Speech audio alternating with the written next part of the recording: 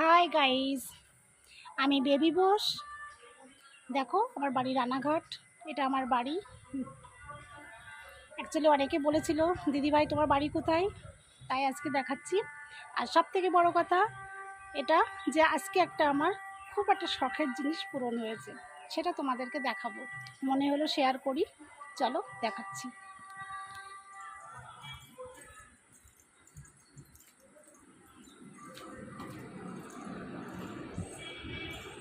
দেখো,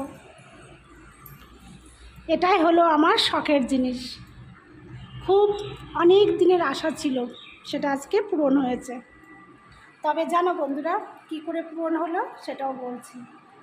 actually video করছি, photo edit করার প্রয়োজন হচ্ছে, কি করব, পরিষ্কার আসছে না, সেটা নিয়েও ভাবছি অনেক দিন ধরে, যে 1 মাস বা 15 দিন পরে হয়তো আমার কিনতেই হবে। তো একটা ভাই এসছে আমার বাবাই বলে, সে কম্পিউটারের কিছু কাজ জানে, তো এসছে, দিদিভাই তুমি কেমন ভিডিও করছো, পরিষ্কার আসছে না। তা আমি বলছি কী করবো, উপায় নেই, যেমন আসছে মোবাইলতেই করছি। জানো বন্ধুরা, তা ও বলছে ঠিক আছে দিদিভাই আমি সেট করে দেবো, তুমি নিয়ে নাও, কোনো অসুবিধা নেই। তুমি যদি, আমি দেখো আমার কাছে তো টাকা নেই, এখন 1 পয়সা আমি দিতে পারবো না। তা আমার হাজব্যান্ড শুনলো, তো উনি বলছে ঠিক আছে আমি টাকা আজকেই 1 ঘন্টার মধ্যে সিদ্ধান্তে উনি টাকা দিয়ে দিল। 1 ঘন্টার মধ্যে আমার কম্পিউটার সেটিং হয়ে গেল।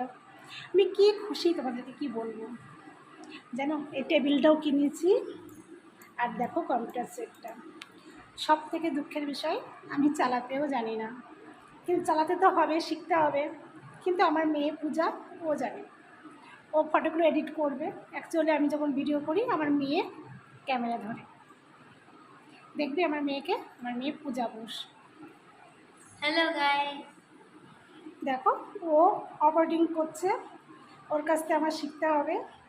আমার সেটটা কেমন লাগলো আজকে, সত্যি আমি হ্যাপি বন্ধুরা, খুব হ্যাপি। এত ভালো লাগছে আমার, আমার স্বপ্নের আশা পূরণ হয়েছে।